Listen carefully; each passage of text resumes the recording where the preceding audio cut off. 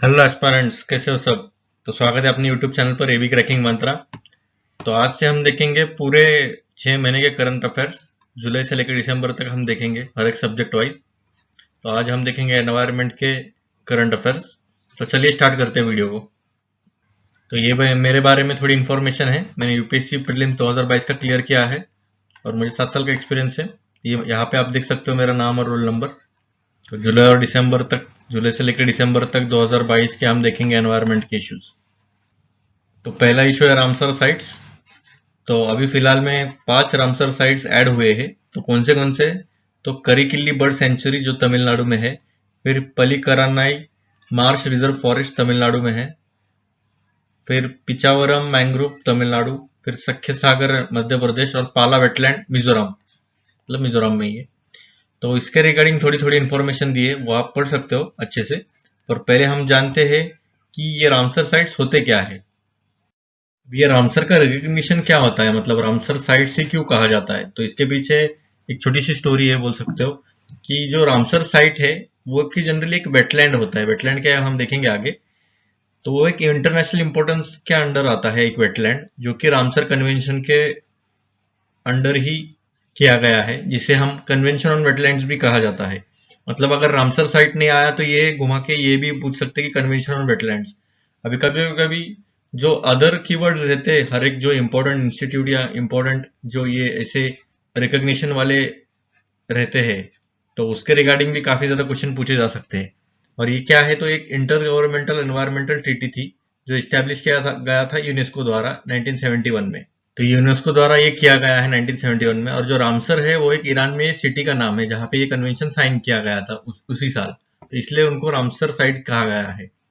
और रामसर का रिकॉग्निशन मिलना मतलब क्या हो जाता है कि एक आइडेंटिफिकेशन मिल जाता है वेटलैंड्स का पूरे वर्ल्ड में। मतलब पूरे वर्ल्ड में आप ही समझो कोई होटल है, तो उसको अगर रेटिंग दिया जाए पूरे वर्ल्ड के स्केल पर कि ये होटल में ऐसे ऐसे सर्विसेज है, तो ये काफी फेमस हो जाएगा और इधर काफी इंपॉर्टेंस बढ़ जाती है इसकी। तो वैसा ही इसका भी है कि अगर रामसर का रिकॉग्निशन मिल गया तो इंटरनेशनली या फिर वर्ल्ड वाइड इसका इंटरनेशनल इंपॉर्टेंस बढ़ जाता है। और ये इंपॉर्टेंट क्यों है, क्योंकि ये जो वेटलैंड्स होते हैं वो करीबन 180 स्पीसीज को, मतलब कंपैरेटिवली ज्यादा ही है एक्चुअली। पर मिनिमम तो 180 स्पीसीज जो बर्ड्स है वो उसे हैबिटेट प्रोवाइड करते हैं। तो इसीलिए इतना इंपॉर्टेंट है और उसे कंजर्व करना काफी इंपॉर्टेंट बात है, क्योंकि अगर फूड चेन या फिर फूड वेब अगर पूरा डिस्टर्ब हो जाता है तो काफी ज्यादा नुकसान झेलने पड़ेंगे हमें। तो इसीलिए पूरे इंटरनेशनली और नेशनली भी पूरा इंटरेस्ट और कोऑपरेशन के साथ इसे कंजर्व किया जाता है, ये वेटलैंड्स को। और सबसे बड़ा वेटलैंड कौन सा है, मतलब वेटलैंड भी बोल सकते हो और रामसर साइट भी। तो ये पूरा लार्जेस्ट रामसर साइट है इंडिया में, सुंदरबन वेस्ट बंगाल में। अभी वेटलैंड्स क्या होते हैं, तो जनरली पानी से भरा हुआ रहता है ये वेटलैंड। और उसकी भी एक लिमिट है, 6 मीटर से ज्यादा नहीं होना चाहिए इसकी टाइड्स। तो वो भी हम देखेंगे इसमें क्या क्या आता है। तो मैंग्रोव्स आते हैं, मार्शेस आते हैं, रिवर आते हैं, lakes, delta, flood plains, flooded forest, मतलब जो पानी से भरे हुए मेजोरिटी। फिर राइस फील्ड आ गया, फिर कोरल रीफ्स भी आते हैं, मरीन एरियाज जो कि डीपर नहीं है 6 मीटर से ज्यादा लो टाइड में। कुछ कुछ ह्यूमन मेड वेटलैंड्स भी होते हैं, जैसे वेस्ट वाटर ट्रीटमेंट पाउंड या रिजर्वायर भी होते हैं। भले वो 6% ही कवर करते हैं अर्थ का लैंड सरफेस, पर 40% जो प्लांट और एनिमल स्पीसीज है वहां पे वो ब्रीड करते हैं ये वेटलैंड्स में, इसलिए इतना इंपॉर्टेंट है ये। तो ये था इंपॉर्टेंस उसका। और इसको अभी रिसेंटली कितने हुए हैं, तो 75 रामसर साइट्स हो गया। और वहां पे हम देखते हैं मैप में, यहाँ पे आप देख सकते हो 75 Ramsar sites in India as of Jan 2023। मतलब 75 रामसर साइट्स हो गए अभी रिकॉग्नाइज। यहाँ पे आप पूरी देख सकते हो, नाम के साथ और लोकेशन के साथ दिया है। यहाँ पे देख सकते हो रोपर है, फिर कोल्लेरू, करिकल्ली, नंदायल, थाना क्रीक, वधवाना, फिर नंदुर मधमेश्वर, वेम्बनाड, वेम्बनाड कोल, सुंदरबंस यहाँ पे देखो सबसे बड़ा, लोकटक लेक मणिपुर में है, फिर दीपोर बिल आसाम में। यहाँ पे अलग अलग है, यहाँ पे आप देख सकते हो। बस एक नजर घुमाइए, आपको एक अंदाजा आ जाएगा। पर अभी जो रिसेंटली ऐड हुए वो उस पर काफी ज्यादा फोकस रखिए। और ये तो है ही, ये भी एक बार आप रीड कर लीजिएगा।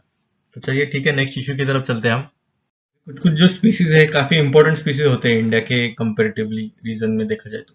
इंडिया के कंटेक्स्ट में देखा जाए तो वैसे ही ये जो स्पीसीज है ग्रेट इंडियन बस्टर्ड, जहाँ पे आप देख सकते हो एक बर्ड है ये, और ये स्टेट बर्ड है राजस्थान का, यहाँ पे आप लिखा रहेगा स्टेट बर्ड ऑफ राजस्थान, और ये इंडिया का मोस्ट क्रिटिकली एंडेंजर्ड बर्ड है।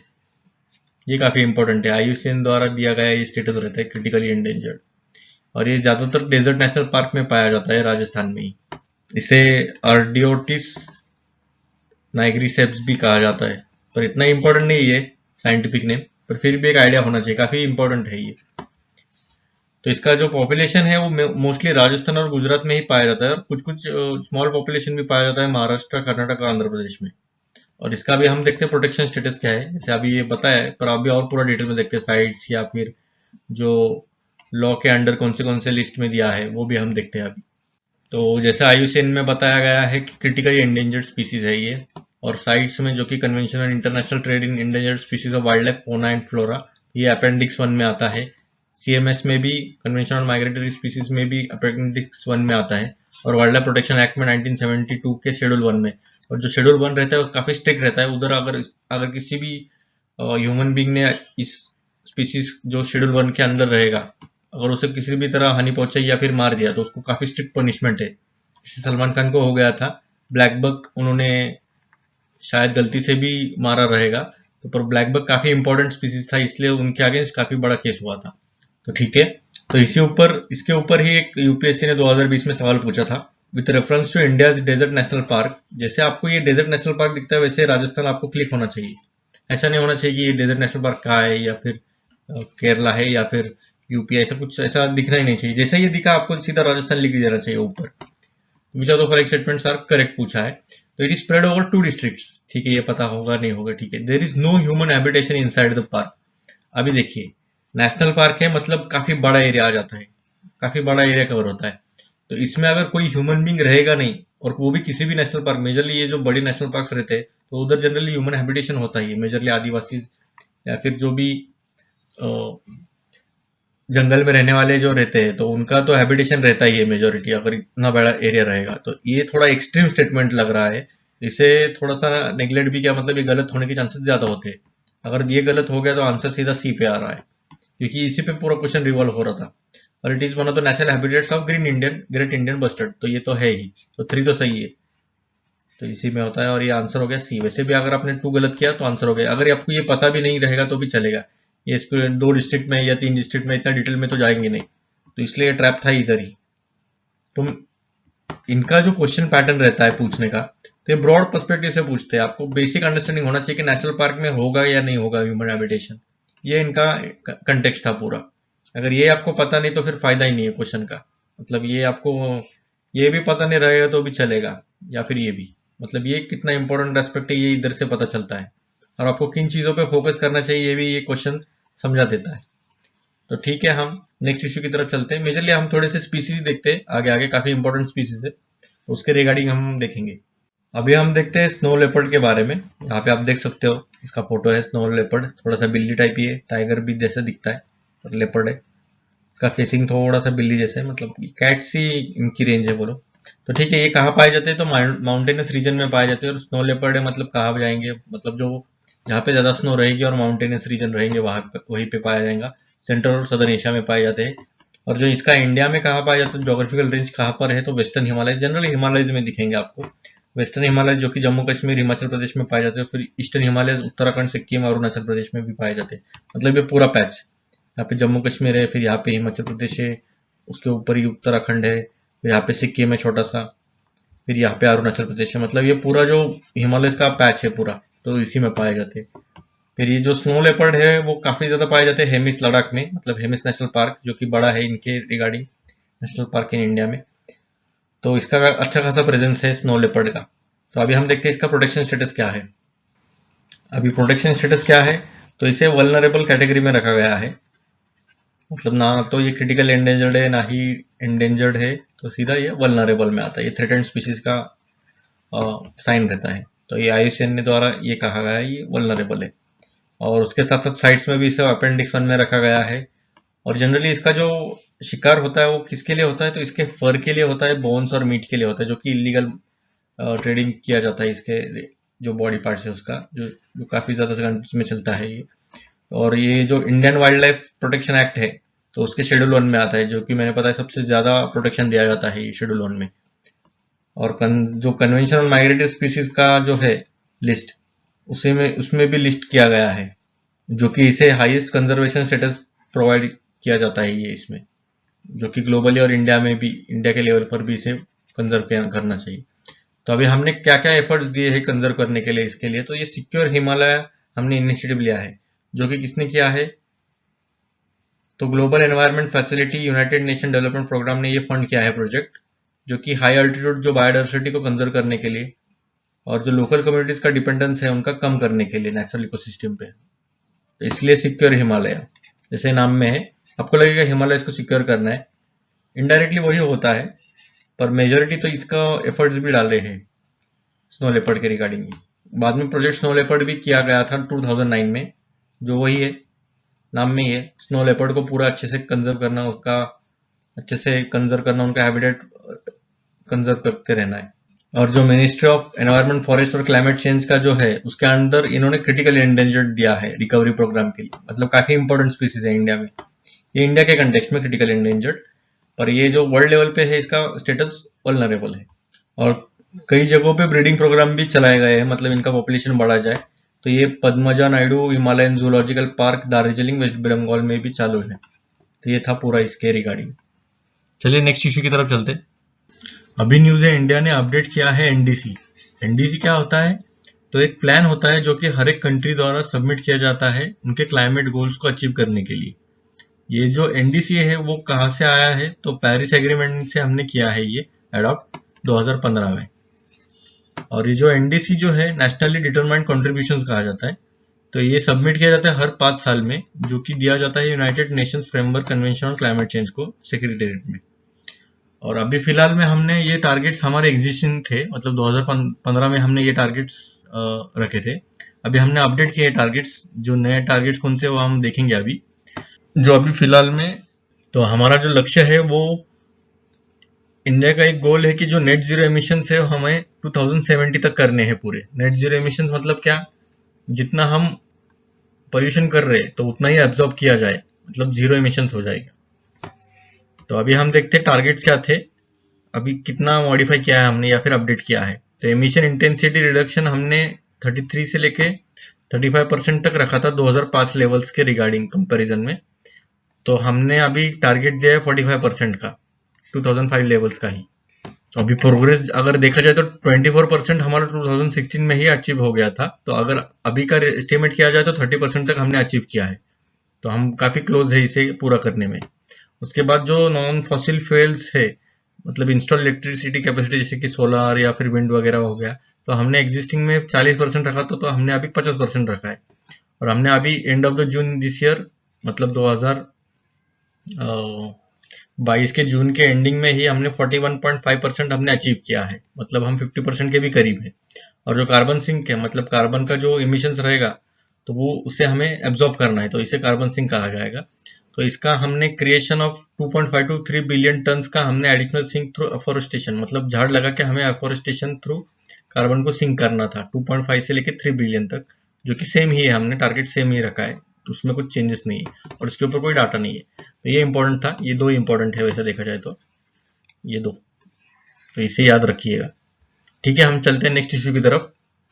अभी का इश्यू है इथेनॉल ब्लेंडिंग। इथेनॉल ब्लेंडिंग मतलब क्या, ब्लेंड मतलब क्या, मिक्स करना। इथेनॉल को मिक्स करना है पेट्रोल के साथ। तो ये पेट्रोल के साथ क्यों मिक्स करना है, पेट्रोल में क्या कमी है क्या, तो नहीं है, ऐसा नहीं है।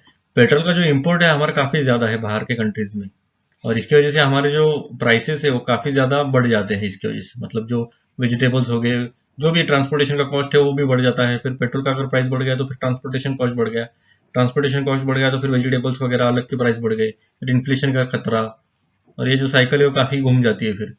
तो जो डिपेंडेंसी है इंपोर्ट्स की हमारे पेट्रोल्स की, उसे कम करने के लिए हमने इथेनॉल ब्लेंडिंग प्रोग्राम किया है। इथेनॉल क्या है वो हम देखेंगे अभी, पर इसे काफी इंपॉर्टेंट माना जाता है, क्योंकि अगर इसका डिपेंडेंसी हम थोड़ा भी कम करते तो काफी ज्यादा इफेक्ट पड़ेगा ये पूरे इस पर, पूरे साइकिल पर। तो हम देखते हैं अभी जो नेशनल पॉलिसी है बायोफ्यूल्स की 2018 में हमने किया था, जो कि पॉलिसी बनाती है बायोफ्यूल्स पर, तो उन्होंने एक टारगेट दिया था कि 20% हमें, अभी समझो 100 लीटर्स है तो उसमें से 20% मतलब क्या, तो 20 लीटर इसमें इथेनॉल ब्लेंड किया जाएगा, मतलब 80%, मतलब 80 लीटर्स पेट्रोल रहेगा और 20 लीटर्स इथेनॉल रहेगा। तो हमने ये प्रोग्राम किया था 2025 तक, मतलब अभी के फिलहाल में 20% हमें करना है।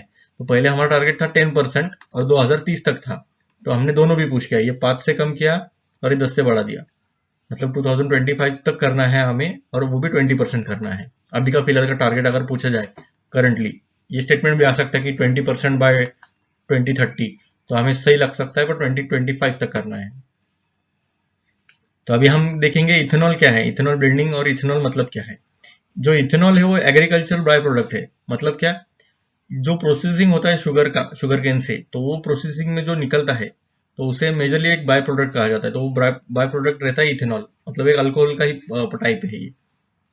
और सिर्फ शुगर केन से ही मिलता है क्या, तो ऐसा नहीं है, क्योंकि इसके अदर सोर्सेज भी है, जैसे राइस हस्क हो गया या फिर मेज हो गया।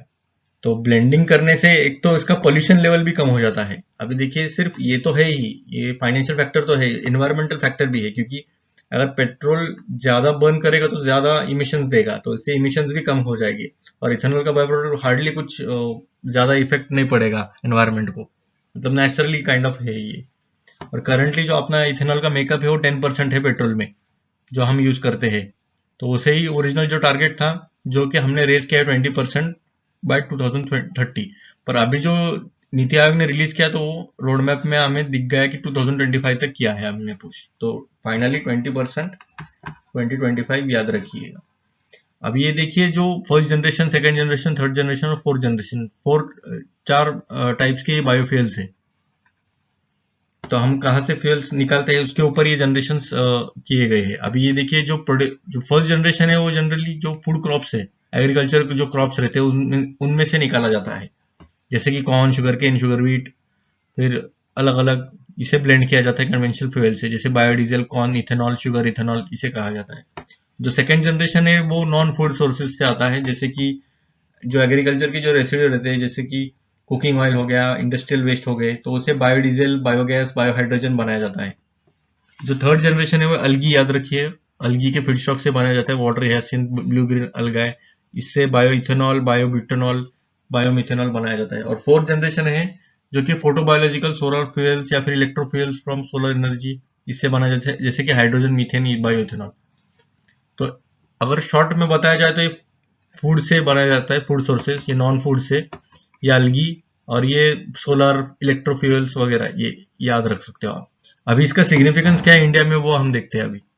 तो मेजोरिटी मैंने सिग्निफिकेंस बता ही दिया है, तो वही है, इथेनॉल ब्लेंडिंग से हमें व्हीकल जो एग्जॉस्ट एमिशन है वो कम हो जाएंगे। और इसमें थोड़े से स्टैट्स दिए हैं कि इंडिया का जो नेट इंपोर्ट है पेट्रोलियम का 185 मिलियन टन है 2020 और 21 में। अगर ये सक्सेसफुल हो जाता है तो हम पूरा $4 बिलियन पर एनम बचाएंगे। अगर ये सक्सेसफुल हो जाता है तो समझ सकते हो, $4 बिलियन हर साल। और इसका रिन्यूएबल इथेनॉल का जो कंटेंट है, इसका एक्सपेक्टेड है कि जो इमिशंस है रहेंगे कार्बन डाइऑक्साइड, कार्बन मोनोऑक्साइड और हाइड्रोकार्बन का, उनमें रिडक्शन काफी ज्यादा मात्रा में कम हो जाएगा। और जो इथेनॉल है वो पूरी तरह से बर्न हो जाता है अच्छे से, और ये क्लीनर फ्यूल में माना जाता है। जैसे कि पेट्रोल एक क्लीनर फ्यूल नहीं है, क्योंकि कंबस्टिबल है, थोड़ा सा ही जलाता है और ज्यादातर रेसिड्यू बाहर ज्यादा आते हैं, जैसे कि कार्बन मोनोऑक्साइड हो गया या फिर जो भी हाइड्रोकार्बन है वो सब। और जो हमारा शेयर है ऑयल इंपोर्ट्स का वो भी कम हो जाएगा, जिससे हमारा जो फॉरेन एक्सचेंज है उसमें भी काफी ज्यादा बढ़ोतरी मिल जाएगी हमें। इसे माना जाता है कि अगर 5% भी ब्लेंडिंग हमने किया तो 105 करोड़ लीटर जनरली होता है ये, जो कि रिप्लेस हो जाएगी 1.8 million barrels of crude oil. मतलब इतना इंपोर्ट हम कम कर सकते हैं सिर्फ 5% ब्लेंडिंग पे, तो समझ सकते हो 20% कितना हो जाएगा। और ज्यादा इथेनॉल प्रोड्यूस होने से जो फार्म रेसिड्यूज रहेंगे वो भी बूस्ट हो जाएंगे फार्मर इनकम के लिए, और जो एयर पोल्यूशन है वो भी कम हो जाएंगे, और जो स्टबल बर्निंग है वो भी कम हो जाएगी। स्टबल बर्निंग आपको पता होगा। और हमने अभी रिसेंटली इनिशिएटिव्स क्या लिए हैं जो इथेनॉल ब्लेंडिंग को प्रमोट करने के लिए, तो ये तो है ही, बायोफ्यूल की पॉलिसी है 2018 की, E100 प्रोजेक्ट। E100 क्या है, तो इथेनॉल पूरा 100% हमें ब्लेंड करना है, मतलब पूरी तरह हमें इथेनॉल के ऊपर ही चलाना है जो भी ईंधन रहेगा, मतलब पेट्रोल 0% रहेगा और इथेनॉल 100%, E100। और बाद में प्रधानमंत्री G1 योजना भी है इसके regarding, repurpose used cooking oil भी है, रूको इसे कहा जाता है। तो ये सारे अलग अलग इनिशिएटिव्स है, ठीक है, हम नेक्स्ट इश्यू की तरफ चलते हैं। तो ये इश्यू है चीता री इंट्रोडक्शन प्लान। री इंट्रोडक्शन क्यों फिर से इंट्रोड्यूस करना है, मतलब हमारे यहाँ तो चीता वैसे भी एक्सटिंक्ट हो गया है, तो चीता को इंट्रोड्यूस करना है हमारे इंडिया में। तो कितने चीता करने वाले हम, तो 20 चीता लाने वाले हैं। 8 नमीबिया से और 12 साउथ अफ्रीका से।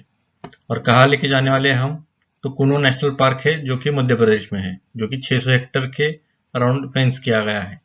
और इसकी कैरिंग कैपेसिटी मतलब कितना ये ले सकता है नेशनल पार्क, तो 21 चीताज ले सकता है। तो हमने अभी 20 का प्लान किया है ये। तो ये तो बाकी अलग अलग है इसके रिगार्डिंग इंफॉर्मेशन, पर अभी रैशनल क्या है, इसके पीछे की वजह क्या है कि हमें ये लाना पड़ रहा है। तो पहली बात तो बायोलॉजिकल ऑब्जेक्टिव, जो इकोसिस्टम रहता है उसका फंक्शन करने अच्छे से करने के लिए, या फिर इसका जो इकोसिस्टम को रीएस्टैब्लिश करने के लिए हमें ये जो टॉप प्रेडेटर्स रहते हैं, तो उन्हें अगर लाया नहीं गया तो जो बाकी के जो नीचे के जो जिनका ये शिकार करते हैं उनका जो पॉपुलेशन है वो काफी बढ़ जाता है। जैसे कि रेंडियर हो गए, या फिर जो भी छोटे छोटे जीव है उनका जो पॉपुलेशन है वो काफी ज्यादा बढ़ जाता है। तो उनको मेंटेन रखने के लिए जो टॉप प्रेडेटर्स है वो काफी इंपॉर्टेंट रोल प्ले करते हैं। तो इसलिए इनका कंजर्वेशन काफी इंपॉर्टेंट हो जाता है। और अगर ये इंट्रोड्यूस हो गए इंडिया में, तो इंडिया एक ही कंट्री रहेगा पूरे वर्ल्ड में जिसके पास 5 स्पीसीज है बिग कैट्स के, जैसे कि tiger, lion, leopard, snow leopard और चीता। और इससे क्या हो जाएगा, एनहेंसिंग लाइवलीहुड ऑप्शंस। अभी जैसे ही इंट्रोड्यूस हो गए चीता, अभी लोग उसको देखने के लिए काफी ज्यादा लोग आ जाएंगे देखने के लिए। इससे इकोनॉमी बूस्ट होगी, इको टूरिज्म हो जाएगा, और जो लोकल कम्युनिटीज है उनके लिए भी लिविंग कंडीशंस अच्छे हो जाएगी। उसके बाद आता है फूड चेन इंटैक्ट रखने के लिए। जैसे मैंने कहा कि जो टॉप प्रीडेटर्स रहते हैं वो पूरे रेगुलेट करते हैं पूरे लेवल्स के फूड चेन्स के लिए। तो ये अम्ब्रेला स्पीसीज होते हैं। अम्ब्रेला मतलब क्या, ये अम्ब्रेला पता है आपको, ऐसा रहता है अम्ब्रेला। तो ये टॉप काफी इंपॉर्टेंट हो जाता है, अगर ये टॉप ही नहीं रहा तो ये बिखर जाएंगे, तो इसलिए ये इंपॉर्टेंट हो जाता है। फिर बाद में क्लाइमेट चेंज मिटिगेशन। तो क्लाइमेट चेंज मिटिगेशन मतलब क्या, क्लाइमेट चेंज का जो इम्पैक्ट रहेगा वो भी कम हो जाएगा इसकी वजह से। तो अभी हम देखते हैं चीता के रिगार्डिंग थोड़ी सी इंफॉर्मेशन, चीता का क्या स्टेटस है। और तो वो चीता का साइंटिफिक नेम है एकोनिक्स जुबेटस, फिर प्लैनेट फास्टेस्ट लैंड एनिमल है जैसे कि आपको पता रहेगा। और ये लीस्ट डेंजरस बिग कैट है, मतलब जितने भी बिग कैट्स है, लायन, टाइगर, स्नो लेपर्ड, उसमें से सबसे लीस्ट डेंजरस है। मतलब डेंजरस तो है पर सबसे कम है उनमें। इनका पॉपुलेशन वर्ल्ड वाइड देखा जाए तो 7100 चीताज लेफ्ट है अभी तक सिर्फ। और इनका आईयूसीएन स्टेटस वल्नरेबल, ये काफी इंपॉर्टेंट है। और साइड्स में अपेंडिक्स 1 में आता है ये। और जो एशियाटिक चीता है वो क्रिटिकली एंडेंजर्ड है, ये याद रखिएगा। एशियाटिक चीता क्रिटिकली एंडेंजर्ड है, और ये सरवाइव करते हैं ओनली ईरान में, जो एशियाटिक चीता है। और जो wild life institute of India है देहरादून में, तो उन्होंने 260 करोड़ का प्रोजेक्ट किया है, जो कि चीता री इंट्रोडक्शन प्रोजेक्ट 7 साल पहले ही उन्होंने किया था। और ये वर्ल्ड का पहला इंटर कॉन्टिनेंटल चीता ट्रांसलोकेशन प्रोजेक्ट रहेगा ये। तो ये था पूरा चीता री इंट्रोडक्शन प्लान के रिगार्डिंग। चलिए आगे अगला इश्यू देखते हैं हम। हम देखते हैं एक report, breakthrough agenda report 2022 का। तो ये क्या है और ये किसने रिलीज किया है, तो ये रिलीज किया है international energy agency, international renewable energy agency और UN climate change high level champions. तो ये तीनों ने मिलकर, ये यहाँ पे आप देख सकते हो, ये 3 एजेंसीज है, तो इन्होंने ये रिलीज किया है। तो इसका मेन फोकस क्या रहेगा, तो जो ग्रीन हाउस गैस इमिशन है उन्हें कैसे कम किया जा सकता है इंटरनेशनल कोलैबोरेशन थ्रू। तो उसके रिगार्डिंग ये पूरा रिपोर्ट था। और ये जो रिपोर्ट है वो 5 की सेक्टर्स पे फोकस करता है, जैसे कि power, hydrogen, road transport, steel और एग्रीकल्चर। और ये पहला ऐसा रिपोर्ट है, एनुअल प्रोग्रेस रिपोर्ट, जो रिक्वेस्ट किया गया था वर्ल्ड लीडर्स द्वारा, जो कि UN climate change conference COP26 में नवंबर 2021 में ये पार्ट था। तो ये था पूरा रिपोर्ट के रिगार्डिंग। तो चलिए नेक्स्ट इश्यू की तरफ चलते हैं। तो अभी ये कंसेप्ट आ रहा था बार बार कि एक वन वाटर अप्रोच होनी चाहिए। तो वन वाटर अप्रोच क्या है, तो वो हम देखेंगे अभी। तो जैसे कि नाम में है कि एक वाटर अप्रोच होनी चाहिए, तो क्या है ये, तो एक इंटीग्रेटेड प्लानिंग और इम्प्लीमेंटेशन अप्रोच रहेगी, जो हमारा फाइनेट सोर्स है वाटर रिसोर्सेज का, उसे मैनेज करने के लिए, मतलब पूरे अच्छी तरह से कंजर्व करने, वाटर कंजर्वेशन ही ये बोल सकते हैं इन शॉर्ट। तो यूनाइटेड नेशन, ये एक काफी इंपॉर्टेंट फैक्ट है, या ये आप किसी भी वाटर के टॉपिक्स में आप एज अ फैक्ट या फिर इंट्रोडक्शन में यूज कर सकते हो मेंस में। तो ये इन्होंने एस्टिमेट किया है कि जो 2050 तक 4 बिलियन पीपल ये सीरियसली अफेक्ट हो जाएंगे वाटर शॉर्टेजेस से, मतलब पानी की कमतरता की वजह से काफी ज्यादा इतने लोग अफेक्ट हो सकते हैं। इसलिए वन वाटर अप्रोच काफी ज्यादा इंपॉर्टेंट हो जाता है। तो इसमें क्या क्या रहेगा, कैरेक्टरिस्टिक मतलब क्या, इसमें क्या क्या रहेगा, तो ऑल वाटर हैज वैल्यू, मतलब क्या, जो भी वाटर रहेगा उसको पूरी वैल्यू देना चाहिए, जैसे कि ड्रिंकिंग वाटर, वेस्ट वाटर या स्टॉर्म वाटर, जो भी वाटर का रिसोर्स रहेगा तो उसे एक माइंडसेट बनाना चाहिए कि सभी वाटर की वैल्यू रहती है। एक मल्टी फेसेटेड अप्रोच रहेगा, मतलब क्या, economic, environmental, societal returns provide करता है वाटर रिलेटेड जो भी इन्वेस्टमेंट रहेगी वो। फिर यूटिलाइज करना चाहिए water shade scale thinking and action, तो ये रिस्पेक्ट होना चाहिए, रिस्पॉन्ड करना चाहिए natural ecosystem, geology, hydrology of an area. फिर पार्टनरशिप और इंक्लूजन, रियल प्रोग्रेस और अचीवमेंट जो भी रहेंगे सभी स्टेक होल्डर्स में आगे आने चाहिए और सभी ने अच्छे से डिसीजन लेना चाहिए। तो one water approach in short में क्या रहेगा, तो रिलायबल रहेगा, सिक्योर रहेगा, क्लीन वाटर सप्लाई रहेगा, रिस्पॉन्सिव टू लाइवेबल सिटीज नीड्स, जो भी सिटी के नीड्स है उसे फुलफिल करेगा। फिर प्रोटेक्ट ह्यूमन हेल्थ, जैसे सीवेज सर्विसेज हो गए, या फिर flood protection, drainage protection, environmental pollution management, limited natural resources efficiency और यूज करना चाहिए, resilient to changes in the context. तो ये सब था वन वाटर अप्रोच। अभी इस पर एक क्वेश्चन देखते हैं हम, वाटर के रिगार्डिंग एक क्वेश्चन है यूपीएससी का। अभी यूपीएससी का क्वेश्चन है 2014 का। तो क्वेश्चन है, what are the benefits of implementing the integrated watershed development programme IWDP। तो इसके क्या बेनिफिट्स रहेंगे ये अगर इंप्लीमेंट होता है। तो पहला है prevention of soil run out, linking the countries perennial reverse with seasonal reverse, rain water harvesting, recharge of ground water table, regeneration of natural vegetation. तो सिलेक्ट द करेक्ट आंसर पूछा है और ये 4 ऑप्शन दिए हैं, आप देख सकते हो। तो इसमें क्या है देखिए, अभी नाम में देखिए, अगर आपको कुछ भी आइडिया नहीं तो नाम से देखिए, इंटीग्रेटेड वाटरशेड डेवलपमेंट प्रोग्राम। मतलब इंटीग्रेटेड वाटरशेड मतलब एक रिवर का वाटरशेड एरिया रहता है, तो उसका उन्हें इंटीग्रेट करना है या फिर उसे डेवलप करना है। तो उससे क्या होगा, prevention of soil run of, मतलब जो सॉइल है ऊपर का, मतलब सॉइल इरोजन, तो वो रुक जा, उसके चांसेस है रुकने के। तो ये तो सही लग रहा है। दो को थोड़ा होल्ड पे रखेंगे, linking the countries perennial reverse with seasonal reverse, तो ये वाटर लिंकिंग को तरफ इशारा दे रहा है, पर इसका ऐसा कुछ ऐसा लग सकता है फ्लो में, पर इसे हम होल्ड पर रखते हैं अभी फिलहाल के लिए। फिर रेन वाटर हार्वेस्टिंग और recharge of ground water table, ये थोड़ा पॉजिटिव लग रहा है, तो ये भी हो सकता है। 1-3 तो है, मतलब सी और डी में आंसर रहेगा, 1 और 2 कैंसिल हो गए। रीजनरेशन ऑफ नेचुरल वेजिटेशन, ये भी सही लग रहा है, 1-3-4 है, मतलब ये दोनों में ही है। अभी 2 में क्यों मैं होल्ड पर रखा हूं, देखिए countries perennial rivers with seasonal rivers, अभी जो वाटर लिंकिंग का प्रोजेक्ट है तो उसके लिए अलग प्रोग्राम रहेगा, इसमें थोड़ी इन्वॉल्व कर सकते हैं, तो आंसर तो ये तो गलत ही हो गया, तो 2 गलत, आंसर हो गया सी 1-3-4। अभी ये क्या है वो हम देखते हैं, इंटीग्रेटेड वाटरशेड डेवलपमेंट प्रोग्राम। अभी इसके रिगार्डिंग थोड़ा सा अच्छा रिसर्च करना चाहिए। तो ये क्या है, तो इसे इंप्लीमेंट किया गया है department of land resources of ministry of rural development, तो ये याद रखिए। इसका मेन ऑब्जेक्टिव क्या है, तो वही है जो ये इसका जो बेनिफिट्स बताया कि इकोलॉजिकल बैलेंस रहना चाहिए, कंजर्व करना चाहिए नेचुरल रिसोर्सेज जैसे कि सॉइल, वेजिटेटिव कवर, वाटर। फिर वाटरशेड डेवलपमेंट मतलब क्या है, जो कंजर्वेशन, रीजनरेशन और जुडिशियस यूज होना चाहिए रिसोर्सेज का, जैसे कि natural, land, water, plants, animals, human with in the watershed area. However, the linking of the country's perennial with seasonal is not done under the watershed development program। वही इसका पूरा explanation था ये, इसलिए आंसर हो गया ऑप्शन सी। तो ठीक है, हम नेक्स्ट इश्यू की तरफ चलते हैं। तो अभी ये इशू है dark sky reserve in Ladakh. तो डार्क स्काई रिजर्व क्या होता है वो भी हम देखेंगे अभी। तो रिसेंटली पहली बार हमने डिपार्टमेंट ऑफ साइंस और टेक्नोलॉजी ने ये अनाउंस किया है कि वो एक सेटअप करेंगे इंडिया का पहला डार्क स्काई रिजर्व, जो कि हनले लद्दाख में रहेगा। ये देख सकते हैं आप व्यू, कितना शानदार है, ये पूरी गैलेक्सी दिख रही है ऑलमोस्ट, और ये सन देखिए उसके रिगार्डिंग का पूरा एरिया, और ये स्टार्स और मिल्की वे का एक पार्ट। तो डार्क स्काई रिजर्व क्या होता है, अभी हम देखते हैं कि एक प्लेस होती है जिसमें मिनिमम आर्टिफिशियल लाइट इंटरफेरेंस होता है, मतलब जो बाहर की लाइट अभी देखिए आर्टिफिशियल लाइट बोला है, नेचुरल नहीं बोला है। नेचुरल रहेगा तो ये स्टार से लाइट आती ही है, पर आर्टिफिशियल मतलब क्या है, मैन मेड, मतलब यहाँ पे कोई ज्यादा लाइट का पोल्यूशन नहीं है इसमें, तो ये इसलिए इसे डार्क स्काई बोला है। तो डार्क स्काई का मतलब ये नहीं कि पूरा काला स्काई रहना चाहिए, तो इसका मतलब है जो आर्टिफिशियल लाइट है उसका मिनिमम इंटरफेरेंस होना चाहिए, तो इसीलिए इसे डार्क स्काई कहा गया है। और जो इंटरनेशनल डार्क स्काई एसोसिएशन है वो, जो कि एक US based non profit organisation है, तो ये डेजिग्नेट करता है प्लेसेस जैसे कि international dark sky places, park, sanctuaries, reserve और depending on the criteria they meet. तो इसके रिगार्डिंग ये है। अभी लद्दाख में ही क्यों है, तो हम देखते हैं। पहली बात, लद्दाख क्यों चूज किया गया है, तो पहला है कि कोल्ड डेजर्ट है और बहुत कम पॉपुलेशन है इसके अंदर, तो इंडियन एस्ट्रोनॉमिकल ऑब्जर्वेटरी जो है, जो कि हाई एल्टीट्यूड स्टेशन है, जो कि एक वेस्टर्न हिमालयज में हमने सिचुएट किया है इसे, और इसके एल्टीट्यूड जो कि हाइट है almost 4500 metres above sea level है। और दूसरा रीजन है इसका क्लियर स्काई। अभी देख सकते हो आप पिछले इसमें देखा रहेगा कि पूरा क्लियर स्काई है, इसमें ज्यादा कुछ इंटरफेरेंस की जरूरत ही नहीं है, मतलब क्लाउड वगैरह तो है ही नहीं इसमें, ना ही एटमॉस्फेरिक वाटर वेपर है।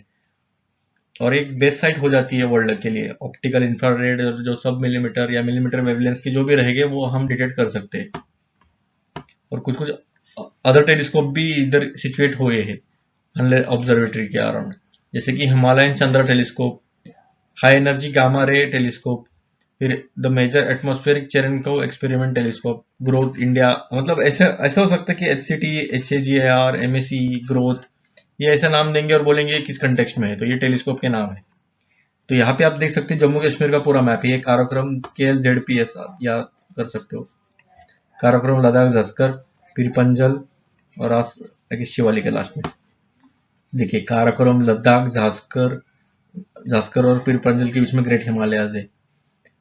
तो यहाँ पे अलग अलग नेशनल पार्क्स भी है, और ये हनले डार्क स्काई रिजर्व यहाँ पे आप देख सकते हो।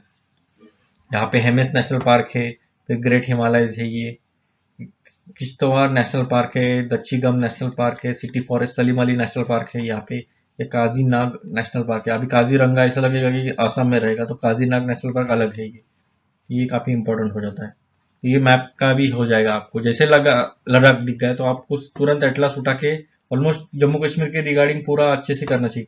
अभी इसमें से रिवर्स भी आप करना चाहिए, रिवर्स कहाँ कहाँ से, झेलम है, रिंडस है।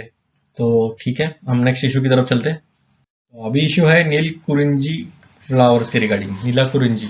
अभी जो भी प्रोनाउंसिएशन है आप समझ सकते हो। तो ये जो फ्लावर्स यहाँ पे आप देख सकते हो फोटो में, इतना ब्यूटीफुल सीनेरियो है। तो ये कहाँ पे है, तो ये इडुक्की केरला में है। अब इसके रिगार्डिंग थोड़ी इन्फॉर्मेशन देखते हैं नील कुरिंजी के बारे में। नीला कुरिंजी, नीला मतलब ब्लू, कुरिंजी मतलब फ्लावर्स, मतलब ब्लू फ्लावर्स का ही इसका मीनिंग है, नाम में ही मीनिंग है ये। और जो नीलगिरी माउंटेन रेंज है, तो ये फ्लावर्स की वजह से ये नाम दिया गया है। और एक फेमस नदी है कुंथी रिवर, जो कि केरला के साइलेंट वैली नेशनल पार्क से गुजरती है, और यहाँ पे काफी ज्यादा प्लांट ये आकर होते हैं। और इसकी जो जनरली ये कहाँ पाए जाते हैं, तो इनका एलिवेशन मतलब एक हाइट पे होते हैं, 1300 से 2400 मीटर ऊपर ये पाए जाते हैं, मतलब ये काफी ज्यादा हाइट पर पाए जाते हैं। देख सकते हो आप नीचे वैली है। और इसका साइंटिफिक नेम है स्ट्रोबिलैंथस कुंथियाना। तो इसका हैबिटेट और ये आगे की इंफॉर्मेशन हम देखते हैं। अभी इसका हैबिटेट देखते हैं हम। अभी जो भी नील कुरिंजी की स्पीसीज है, सभी नील कुरिंजी की स्पीसीज ये एंडेमिक मतलब सिर्फ वही पाए जाते हैं, जो कि है शोला फॉरेस्ट ऑफ वेस्टर्न घाट्स, इन्हीं में पाए जाते हैं शोला फॉरेस्ट। एंडेमिक मतलब पूरे वर्ल्ड में वहीं पे पाए जाएंगे, बाकी और कहीं नहीं पाए जाएंगे। और स्टैटिस्टिक्स के अकॉर्डिंग टू स्टैटिस्टिक्स ये जो है वो 40 से ज्यादा डिफरेंट वैरायटीज है नील कुरिंजी के इंडिया में। पर नील कुरिंजी जो है वो सिर्फ एंडेमिक है शोला के अंडर ही। और फ्लावर ब्लूम मतलब क्या, ये जो देख सकते हैं आप ब्लूम कर रहे हैं, तो ये 12 साल में सिर्फ एक बार होता है। पॉलिनेशन जो होता है, मतलब जो फूलते हैं ये, मतलब ब्लूम होते हैं, तो वो 12 साल में सिर्फ एक बार होता है। और लास्ट बार 2006 में होता, उसके बाद एक्सपेक्टेड था 2018 में, पर फॉरेस्ट फायर की वजह से ये थोड़ा सा नहीं देखा गया। और उसके रिगार्डिंग अदर फैक्ट्स में, जो तमिलनाडु का पलियन ट्राइब है वो नील कुरिंजी फ्लावर्स कैलकुलेट करते हैं एज के लिए, और 250 से ज्यादा ऑलमोस्ट नील कुरिंजी स्पीसीज है वर्ल्ड में। तो ठीक है, नेक्स्ट इशू की तरफ चलते हैं। तो अभी इशू है मॉन्ट्रियल प्रोटोकॉल का। तो उसके पहले हम देखते हैं थोड़ा सा ज्योग्राफी। यहाँ पे आप देख सकते हो माउंट एवरेस्ट, उसके ऊपर रहता है ट्रोपोस्फियर, जहाँ से मेजरली एयरक्राफ्ट या फिर मोस्ट क्लाउड्स लिमिट होते हैं। उसके ऊपर होता है स्ट्रेटोस्फियर, उसके ऊपर होता है मेसोस्फियर। तो स्ट्रेटोस्फियर में मेजरली जो ओजोन लेयर पाया जाता है, ओजोन लेयर जो है जो यूवी रेज होते हैं तो उन्हें ब्लॉक करता है। तो उसकी वजह से हमें अच्छे से जो सनरेज है वो अच्छे आते हैं और हमें स्किन के लिए अच्छा रहता है। अगर ये ब्लॉक नहीं करता तो हमारे अभी तक शायद ही कोई स्पीसीज जिंदा रहती, क्योंकि यूवी रेज इतने स्ट्रांग रहते हैं, ये काफी सीधा अल्टर करते हैं अपने डीएनए को। स्किन तो पूरी तरह से जला देते हैं, पर अपने जो डीएनए है वो भी अल्टर कर सकते हैं, इतने स्ट्रांग रहते हैं यूवी रेज। तो इसलिए ये काफी इंपॉर्टेंट होता है इसका प्रोटेक्शन करना। तो इसको प्रोटेक्शन करने के लिए ही ये मॉन्ट्रियल प्रोटोकॉल बनाया गया है। अभी क्या है मॉन्ट्रियल प्रोटोकॉल? तो एक ग्लोबल एग्रीमेंट किया गया था, जो भी डिप्लीट करते हैं ओजोन लेयर के, मतलब जो भी सब्सटेंसेस डिप्लीट करते हैं ये ओजोन लेयर के लिए, तो उसे अच्छे से हमें कमी करना है, कम करते करते हमें फेज आउट करना है पूरी तरह, जो भी केमिकल्स ये डिप्लीट करते हैं। तो ये पूरा प्लान था। इसमें प्रोडक्शन और कंजम्पशन जो है ओजोन डिप्लीटिंग सब्सटेंसेस का, वो इंक्लूड किया गया है। मतलब क्या, जो भी हम प्रोडक्शन करते हैं, जो भी सब्सटेंसेस रहेंगे, वो आगे हम देखेंगे कौन से हैं। तो ये प्रोडक्शन और जो भी हम कंज्यूम करते हैं, जैसे एसीज हो गए या फिर अलग अलग जो भी हाइड्रोकार्बन्स हो गए, वो हम देखेंगे आगे। तो जो भी सब्सटेंसेस है उसे कम करना है, फेज आउट करना है। तो इसके रिगार्डिंग ये पूरा मॉन्ट्रियल प्रोटोकॉल है। तो in short, deplete Montreal protocol on substances that deplete the ozone layer, ये इन शॉर्ट है मॉन्ट्रियल प्रोटोकॉल।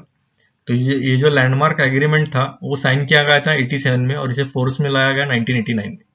और जो मॉन्ट्रियल प्रोटोकॉल है वो साइन किया गया था 197 कंट्रीज द्वारा, और ये पहली ट्रीटी है पूरे हिस्ट्री में जो यूनाइटेड नेशंस ने अचीव किया है यूनिवर्सल रेटिफिकेशन, मतलब सभी ने साइन किया है। ये सिर्फ पहली ट्रीटी है ऐसी। और ये क्या रेगुलेट करते हैं, तो प्रोडक्शन और जैसे मैंने बताया कंजम्पशन, जो कि नियरली 100 मैनमेड केमिकल्स रेफर, जिसे रेफर किया गया है ओजोन डिप्लीटिंग सब्सटेंसेस, ओडीएस। और जब ये रिलीज होते हैं तो एटमॉस्फेयर में ये केमिकल्स डैमेज करते हैं स्ट्रेटोस्फेरिक ओजोन लेयर के लिए। ये अभी कौन से कंट्रोल करना चाहिए, तो इसमें एनेक्सिस बनाए हैं, जैसे एनेक्सिस A B C E F. तो ए सीएफसी हेलोन्स, बी में other fully halogenated CFC, carbon tetrachloride, methyl chloroform, फिर एचसीएफसीज है, मिथाइल ब्रोमाइड है, एचएफसीज है, देख सकते हो आप। तो इतने सब्सटेंसेस हमें कंट्रोल करने हैं मॉन्ट्रियल प्रोटोकॉल में। तो ये था पूरा मॉन्ट्रियल प्रोटोकॉल के रिगार्डिंग। तो ठीक है, हम नेक्स्ट इश्यू की तरफ चलते हैं। तो अभी न्यूज है स्टॉकहोम कन्वेंशन। अभी स्टॉकहोम कन्वेंशन क्या होता है हम देखेंगे। तो अभी 18th मीटिंग हो गई थी persistent organic pollutants pop review committee, pop RC 18 बोल सकते हो, जो कि स्टॉकहोम कन्वेंशन बीइंग हेल्ड ये रोम में हो गई थी। जैसे स्टॉकहोम कन्वेंशन आता है, आपको सिर्फ पॉप याद रखना है। पॉप पॉप क्या है, परसिस्टेंट ऑर्गेनिक पॉल्यूटेंट। इसे कम करने के लिए ये पूरा है ये स्टॉकहोम कन्वेंशन। अब ये क्या है, ये ग्लोबल ट्रीटी है जो कि प्रोटेक्ट करता है ह्यूमन हेल्थ को और एनवायरमेंट को, जो कि परसिस्टेंट ऑर्गेनिक पॉल्यूटेंट्स होते हैं। परसिस्टेंट मतलब क्या, वो रहते हैं एनवायरमेंट में, और पॉल्यूटेंट तो है ही। तो ये कौन से हम देखेंगे आगे। तो ओवर 152 कंट्रीज जो है उन्होंने रेटिफाई किया ये कन्वेंशन, और ये एंटर हो गया था फोर्स में 2004 में। और इसका फोकस यही है, जो एलिमिनेट करना है या फिर रिड्यूस करना है जो रिलीज होते हैं पॉप्स का, जो कि हैजर्डस है एनवायरमेंट और हेल्थ के लिए। इसके लिए एक फैसिलिटी डिजाइन किया गया था, ग्लोबल एनवायरमेंटल फैसिलिटी, जो कि जो फाइनेंशियल मैकेनिज्म रहेगा स्टॉकहोम कन्वेंशन का, वो रेगुलेट करेगा पूरा। और इसमें यूनिडो भी रिस्पॉन्सिबल है, जो कि डेवलपिंग कंट्रीज और countries with economies in transition to implement the Stockholm convention. इसे कन्वेंशन को इम्प्लीमेंट करने के लिए यूनिडो भी इंपॉर्टेंट है और ग्लोबल एनवायरमेंटल फैसिलिटी भी इंपॉर्टेंट है। तो स्टॉकहोम कन्वेंशन का एम क्या है, तो एलिमिनेट करना डेंजरस पॉप्स, जो कि 12 वर्स्ट है उसमें से। Support the transition to safer alternatives, मतलब इसके रिगार्डिंग अगर ये एलिमिनेट करना है तो इसके जो भी अल्टरनेटिव्स रहेंगे उसे प्रमोट करना। फिर target additional POPs for action, फिर cleanups old stockpiles and equipment containing POPs, work together for a POPs free future. ठीक है, और इंडिया ने जो है रेटिफाई किया था, मतलब इसे साइन किया गया था और रेटिफाई करके स्टॉकहोम कन्वेंशन को हमने 2006 में ही किया था, मतलब 2004 में ये फोर्स में आया और 6 में हमने साइन भी किया। अभी हम देखते हैं इस मीटिंग के रिसेंट हाइलाइट्स क्या थे। अभी इस मीटिंग में 5 और केमिकल्स ऐड किए गए थे, और इसमें कौन से थे, तो एक पेस्टिसाइड था, एक फ्लेम रिटार्डेंट था, सम प्लास्टिक स्टेबिलाइजिंग सब्सटेंस थे, और 3 लिस्टेड केमिकल्स थे, जैसे क्लोरो, ये काफी डेंजर, पैराफिन, फिर परफ्लोरोकार्बोक्सिलिक एसिड्स वगैरह वगैरह। अदर दो केमिकल्स, मतलब केमिकल्स के नाम ही जनरली पूछे ये इन्होंने इसमें। और एनेक्स ए एलिमिनेशन, बी रेस्ट्रिक्शन, सी इन्होंने 3 एनेक्स बनाए, जो एनेक्स ए में पूरा एलिमिनेट करना है, बी में रेस्ट्रिक्ट करना है, सी में अनलिमिटेड रिलीज करना है स्टॉकहोम कन्वेंशन में।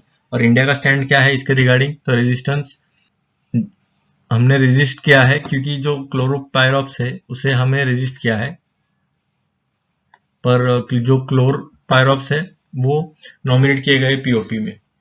इसका रीजन क्या है, तो एक कार्सिनोजिन नहीं है बोल रहे हमारे तरफ से, क्योंकि इसका कॉन्सेंट्रेशन भी काफी लो है। पर कुछ स्टडीज मानते हैं कि इसका जो एडवर्स इफेक्ट्स होता है, और इसे अच्छी तरह से रिव्यू भी नहीं किया है। उसके रिगार्डिंग एक अनुपम वर्मा कमेटी भी बिठाई गई थी कि क्लोरोपायरॉप्स का रजिस्टर अंडर इंसेक्टिसाइड एक्ट में भी इसे रजिस्टर किया गया है, और इसे हमने बोला है कि हम कंटिन्यूड यूज कर सकते हैं 2015 से। तो ठीक है, इसके रिगार्डिंग ये पूरा था। तो अभी हम चलते हैं नेक्स्ट इश्यू की तरफ। तो अभी इश्यू है मिशन लाइफ। ये मिशन लाइफ क्या है? लाइफस्टाइल फॉर एनवायरनमेंट, LIF, और ये लाइफ। तो एनकरेज P3 इनका मोटो है, प्रो प्लैनेट पीपल। तो इसमें मेजर क्या है? तो हमें जो भी हमारे जो रिसोर्सेस है तो उसको सस्टेनेबल यूज करना है। सस्टेनेबिलिटी मतलब क्या? जो भी आज के रिसोर्सेस है उन्हें हमें इस तरह यूज करना है जिससे हमें फ्यूचर जनरेशन्स को भी उन्हें ये जो रिसोर्सेस है वो मिल सके। मतलब कंजर्व करते हुए हमें यूज करना है। हमारे लिए तो यूज करना ही है, पर ऐसा यूज करना है कि उसका एक्सप्लॉयटेशन ना हो, ओवर यूटिलाइजेशन ना हो। तो उसके लिए ये मिशन लाइफ लाया गया है और इसके अंदर 3 प्रॉन्ज्ड स्ट्रेटेजी है। तो क्या है? तो पहले तो डिमांड साइड पे काम करना है, फिर सप्लाई और फिर पॉलिसी लेवल पे। डिमांड साइड मतलब क्या? कि जो जो इंडिविजुअल्स है तो उन्हें एक simple effective environment friendly actions लेने चाहिए उनके डेली लाइव्स में। और दूसरा है कि जो इंडस्ट्रीज और मार्केट्स है तो उन्होंने भी जो चेंजिंग डिमांड है उसके हिसाब से उन्होंने रिस्पॉन्ड करना चाहिए। और तीसरा जो है कि पॉलिसी लेवल पे, मतलब गवर्नमेंट और इंडस्ट्रियल पॉलिसी ने सपोर्ट करना चाहिए, बोथ सस्टेनेबल और कंजम्पशन प्रोडक्शन में भी। तो ये जो कंसेप्ट है मिशन लाइफ, ये कंसेप्ट लाई गई थी COP26 ग्लासगो नवंबर 2021 में, और इसे इंट्रोड्यूस किया गया था अपने प्राइम मिनिस्टर द्वारा। और ये लॉन्च कहाँ किया गया था मिशन लाइफ? तो यूनिटी, स्टैच्यू ऑफ यूनिटी है गुजरात में, वहां से इन्होंने लॉन्च किया था। और इसका मोटो यही है कि एम यही है कि हमें मोबिलाइज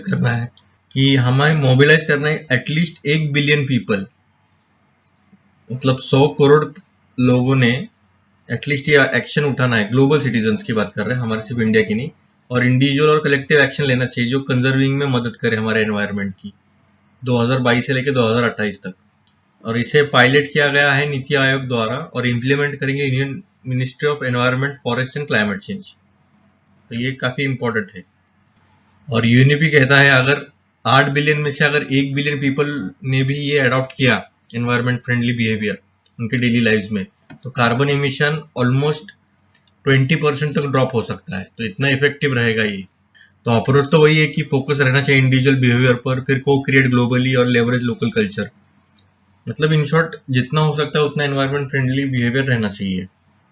और हमने कुछ कुछ एग्जांपल्स भी सेट किए, जैसे कि स्वच्छ भारत मिशन है हमारा, जिसे हमें 100 मिलियन से भी ज्यादा टॉयलेट्स हमने रूरल इंडिया में बनाए हैं 7 सालों में।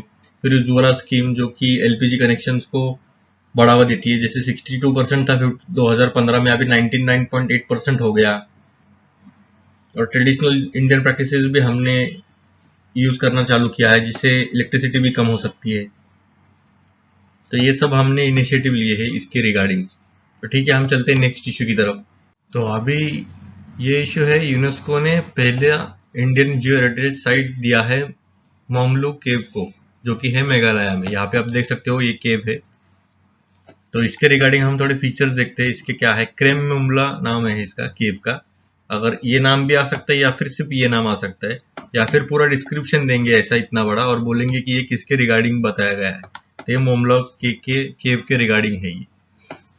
तो ये जो केव है वो 4th लॉन्गेस्ट केव है इंडिया का सब कॉन्टिनेंट में।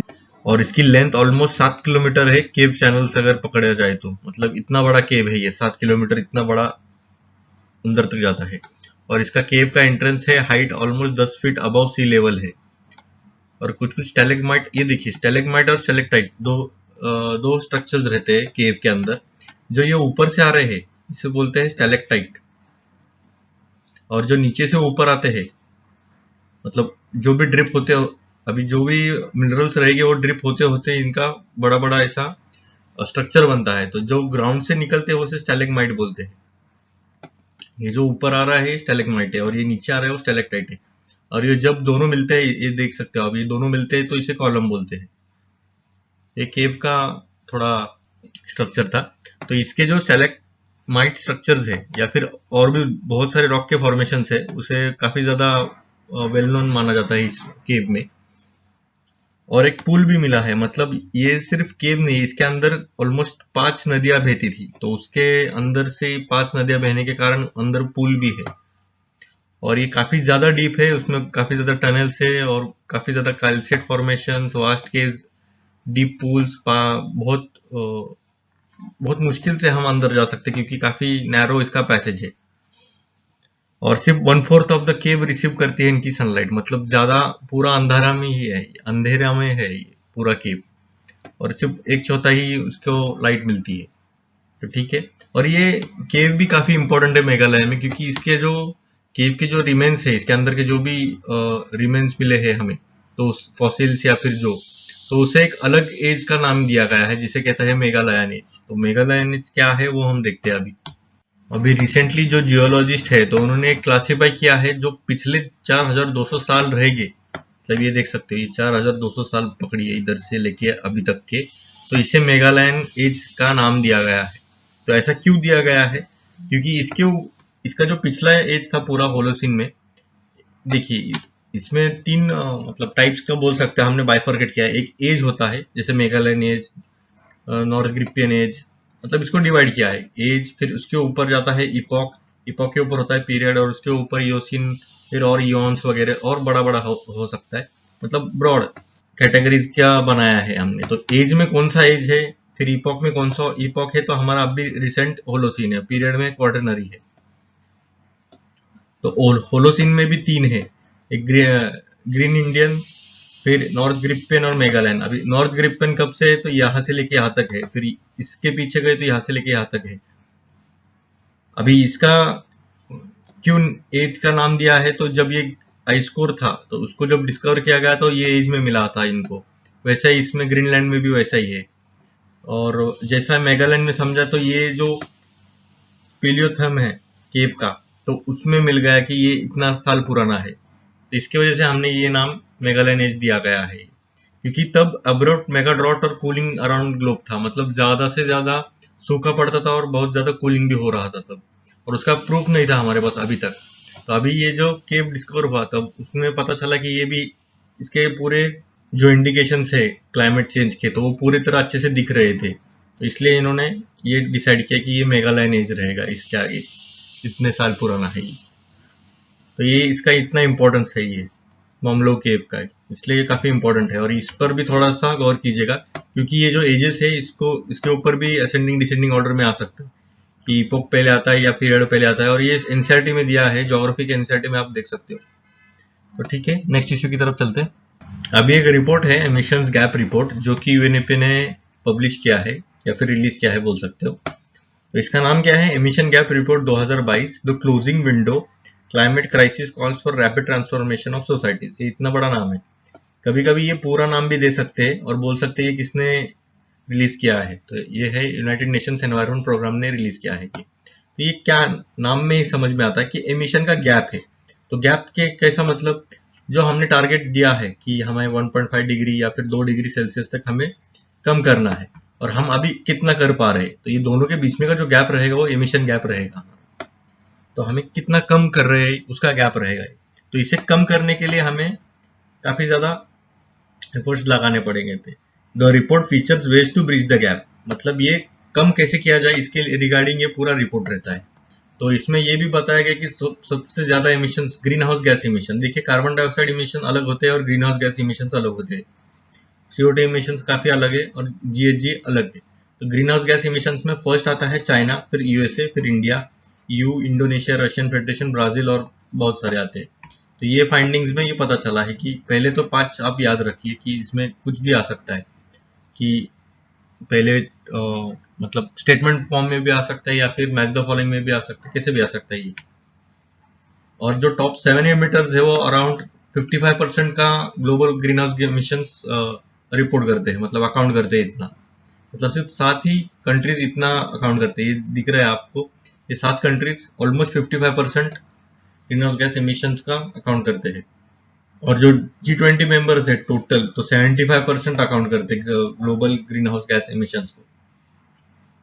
ये सब तो काफी स्टैटिक पॉइंट्स है, तो इतना कुछ तो है नहीं। पर इंडिया का जो है वो काफी बिलो है, मतलब एवरेज जो है ग्लोबल लेवल का जो ग्रीन हाउस गैस इमिशंस का वो 6.3 tons of carbon dioxide equivalent इन 2020।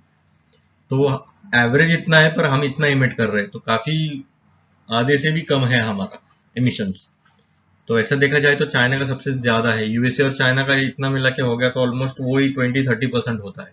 तो ऐसा देखा जा रहा है कि जो एमिशंस इस प्रकार के हो रहे हैं तो इसका कुछ ऐसा दिख नहीं रहा कि ये जो गैप है वो कम हो सकता है, क्योंकि सब जो अपने अपने रास्ते ही चल रहे हैं तो इनका कुछ एफर्ट ही लगा रहे नहीं कि इसे कुछ कम किया जाए। तो अभी ये यूएनईपी क्या है हम देखते हैं डिटेल में इसके रिगार्डिंग। देख सकते हैं नाम में ही है UN, united nations environment programme. तो एनवायरनमेंट प्रोग्राम है तो मतलब क्या रहेगा ये, तो ये जो ग्लोबल एमिशंस वगैरह रहेगा या फिर क्लाइमेट चेंज का जो जितना इम्पैक्ट है उसे कम करना है। तो ये एक लीडिंग ग्लोबल एनवायरमेंटल अथॉरिटी है जो कि एस्टैब्लिश किया गया था 5 जून, जो कि एनवायरमेंट डे है 1972 में। और एक ग्लोबल एनवायरमेंटल एजेंडा सेट करता है, सस्टेनेबल डेवलपमेंट करना चाहिए। और इसका हेडक्वार्टर जो है नैरोबी केनिया में है।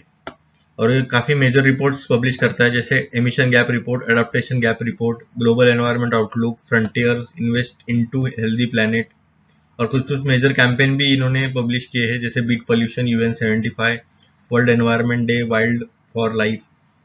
तो ये काफी इंपॉर्टेंट हो जाता है ये। तो ठीक है, हम नेक्स्ट इश्यू की तरफ चलते हैं। अभी और एक रिपोर्ट है, state of global climate report 2022 का। तो इसे किसने रिलीज किया गया है, तो WMO, world meteorological organisation, report release किया है। तो ये डब्ल्यूएमओ क्या है, तो ये जो है एक इंटर गवर्नमेंटल ऑर्गेनाइजेशन है जिसकी मेंबरशिप ऑलमोस्ट 192 मेंबर स्टेट्स है, और इंडिया भी इसका एक मेंबर है। और आप एक याद रखिएगा, डब्ल्यू से जो स्टार्ट होती है और ओ से जो एंड होती है ना ऑर्गेनाइजेशन, मेजरली ऑलमोस्ट बोल सकते हो आप 60 to 70% जितने भी ऑर्गेनाइजेशन है डब्ल्यू से लेके स्टार्ट होती है और ओ को एंड होती है, तो वो जनरली इनका जो हेडक्वार्टर है वो जेनेवा स्विट्जरलैंड में ही पाया गया है। देख सकते हो आप, हेडक्वार्टर जेनेवा स्विट्जरलैंड में। तो ये आप थोड़ा सा ट्रिक याद कर सकते हो। और जो डब्ल्यूएम है वो स्पेशलाइज्ड एजेंसी है यूएन की, मेट्रोलॉजी और वेदर क्लाइमेट को ऑपरेट करने के लिए।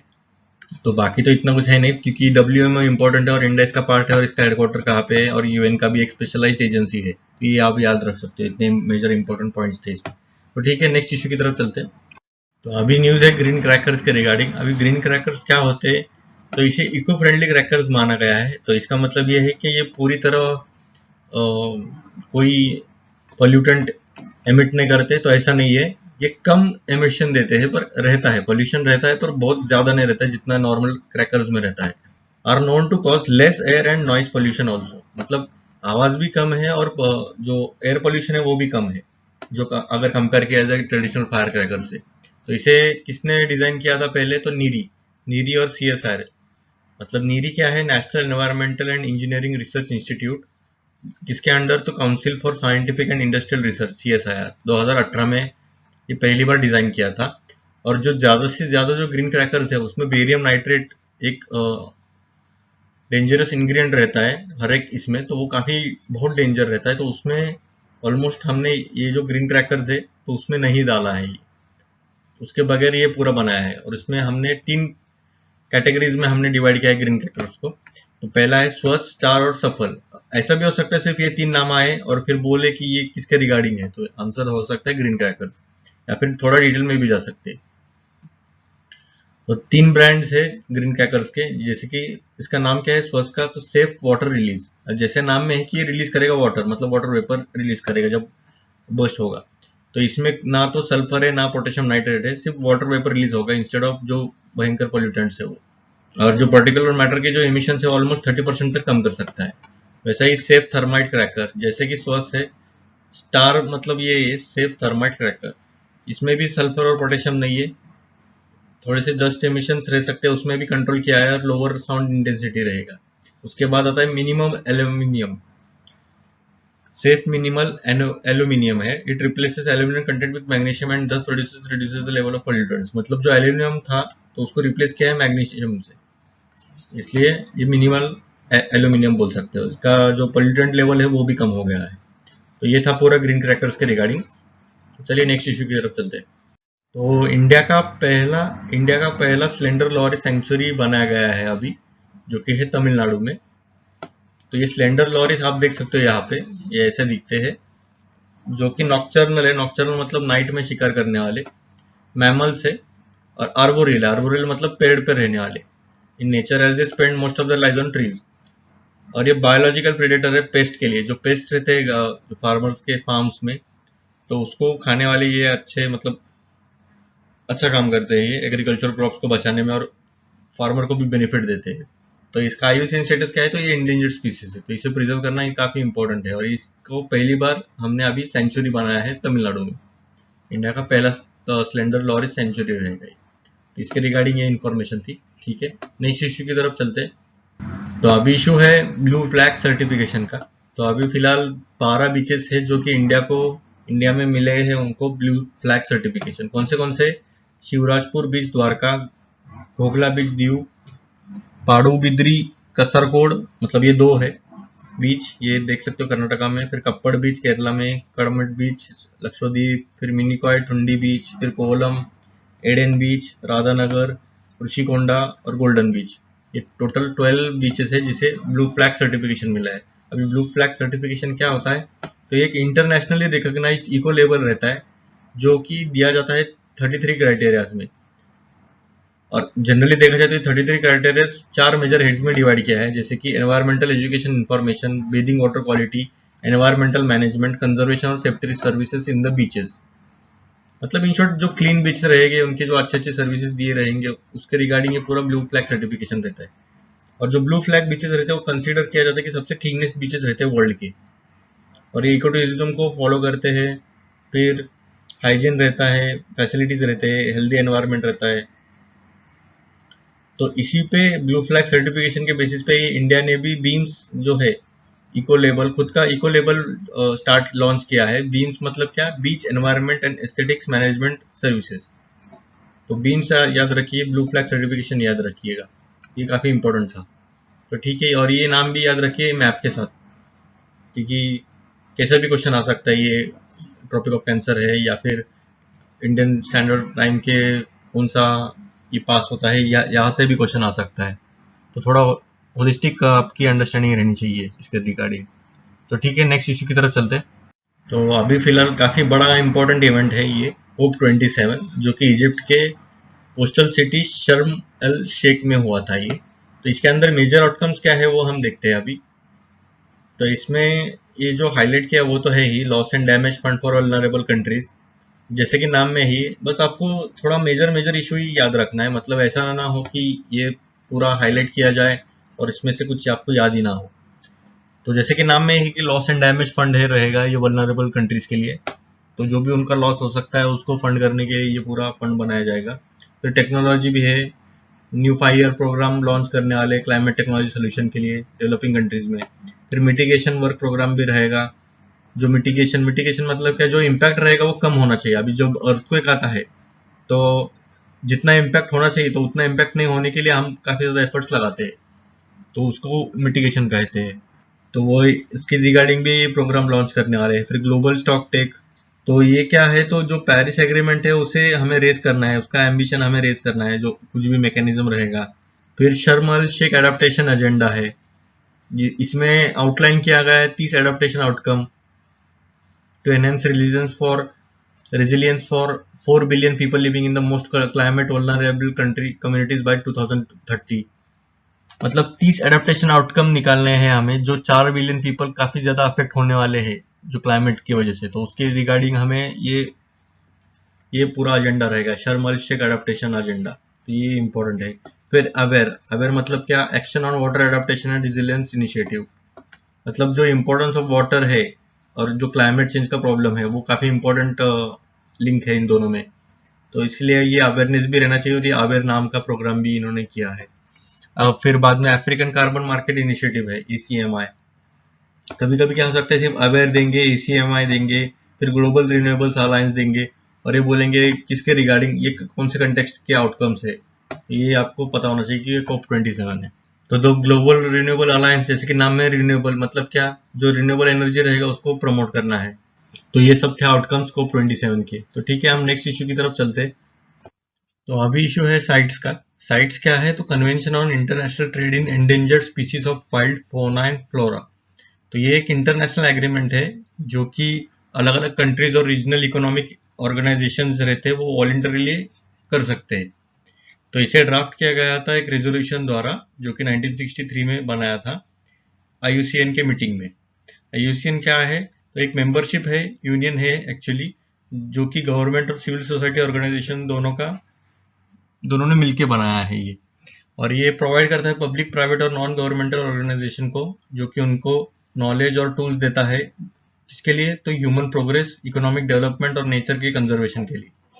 और जो साइट्स है वो एंटर किया था, और ये फोर्स में आया था जुलाई 1975 में। और अभी 184 पार्टीज है, जो कि कंट्रीज भी है उसमें, और रीजनल इकोनॉमिक इंटीग्रेशन ऑर्गेनाइजेशंस भी है, मतलब कंट्रीज और ऑर्गेनाइजेशंस भी है इसमें। और इसका एम वही है, जो इंटरनेशनल ट्रेड होता है वाइल्ड एनिमल्स और प्लांट्स का, तो उन्हें थ्रेटन नहीं होना चाहिए उनके सर्वाइवल के लिए। मतलब ट्रेड करिए पर इलीगल ट्रेड मत करिए, और ना ऐसा भी ट्रेड मत करिए कि उनका पूरा हैबिटेट ही डिस्ट्रॉय हो जाए।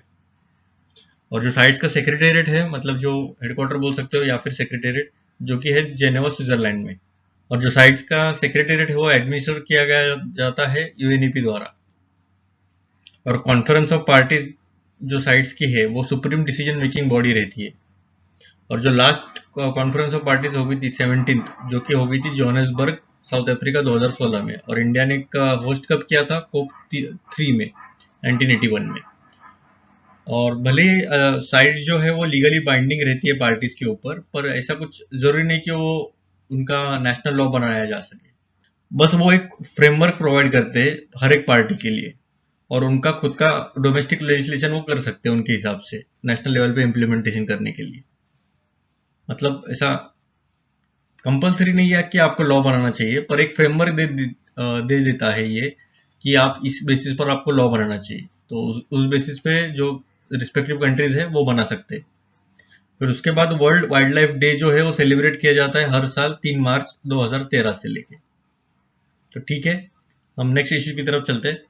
अभी है बायोडायवर्सिटी हेरिटेज साइट, जो कि है नई अरितापट्टी, जो कि है कहाँ पे है? तो तमिलनाडु में है। तो इसे एक बायोडायवर्सिटी हेरिटेज साइट डिक्लेयर किया है, और ये तमिलनाडु की पहली रहेगी और इंडिया की 35th बायोडायवर्सिटी हेरिटेज साइट रहेगी। अब ये बायोडायवर्सिटी हेरिटेज साइट क्या है? तो जैसे कि नाम में है बायोडायवर्सिटी, डायवर्सिटी रहती है इसमें।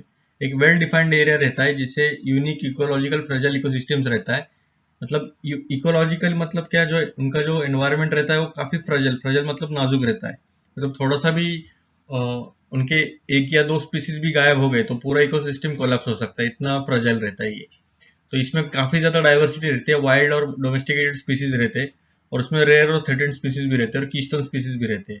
और हर एक का मीनिंग देख लीजिए आप, क्योंकि काफी इंपॉर्टेंट है, रेयर, थ्रेटेंड, कीस्टोन स्पीसीज। तो ठीक है, और ये कौन से लीगल प्रोविजन के द्वारा बनाया गया है? तो सेक्शन 37(1) बायोलॉजिकल डाइवर्सिटी एक्ट 2002 के अंडर ये बनाया जाता है।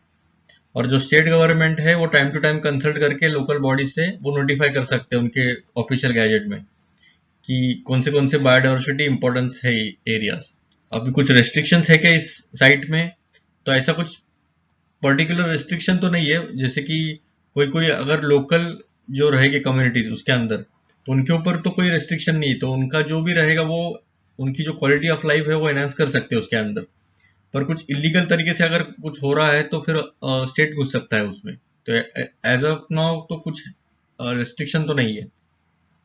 तो इनका मेन पर्पस तो वही है कि जो उनका क्वालिटी ऑफ लाइफ है वो एनहांस हो जाए, और किसकी तरह? कंजर्वेशन मेजर्स के थ्रू। मतलब ऐसा नहीं कि हमारा क्वालिटी ऑफ लाइफ एनहांस करने के लिए हम शिकार करेंगे सभी का, तो ऐसा नहीं कर सकते। और जो पहला बायोडाइवर्सिटी हेरिटेज साइट था इंडिया का, तो वो नल्लूर तामरिन ग्रुप था कर्नाटका में, जो कि था डिक्लेयर किया गया था 2007 में। और लास्ट 5 एडिशन कौन से है? तो ये आप देख सकते हो, Debari, Betling Sib, Hajong tortoise lake, Borjuli wildlife site, और अमरकंटक। तो ये सब 5 थे। तो ठीक है, नेक्स्ट इश्यू की तरफ चलते हैं। तो अभी है Kunming Montreal global biodiversity framework. अभी इतना बड़ा नाम क्या है हम देखते हैं अभी। तो अभी रिसेंटली 15 कॉन्फ्रेंस ऑफ पार्टीज हो गई थी UN convention on biological diversity, UNCBD भी कहा जाता है इसे। इसका नाम था Kunming Montreal global biodiversity framework, मतलब जीबीएफ भी बोल सकते हैं इसमें। तो इसमें क्या था? तो इसमें 4 गोल डिसाइड किए गए थे और 23 टारगेट दिए गए थे कि 2030 तक हमें ये कंप्लीट करना है। ये सबसे इंपॉर्टेंट स्टेटमेंट है पूरे इसमें। और जो यूएन बायोडाइवर्सिटी कॉन्फ्रेंस थी वो कंक्लूड किया गया था कनाडा के मॉन्ट्रियल में। मतलब स्टार्ट किया गया था कुनमिंग चाइना में, और इसे फाइनली कंक्लूड किया गया मॉन्ट्रियल में, इसलिए इसका नाम हो गया Kunming Montreal global biodiversity framework. तो इसमें क्या क्या की टारगेट्स दिए हैं? तो 30-30 डील है। 30-30 डील मतलब क्या, हमें रिस्टोर करना है 30% डिग्रेडेड इकोसिस्टम ग्लोबली 2030 तक, और कंजर्व और मैनेज करना है 30% एरिया 2030 तक। कौन सा एरिया है, terrestrial, inland water, coastal, marine वगैरह वगैरह। मतलब ये जो टारगेट्स कैसे रहते हैं इनके, अभी देखिए बायोडाइवर्सिटी को हमें कंजर्व करना है, तो अभी क्या क्या रहेगा इसमें, जो एक्सटिंक्शन रहेगी नॉन स्पीसीज का उसे रोकना है 2050 तक। रिस्क जो है पेस्टिसाइड्स का उसे भी कम करना है 50% तक।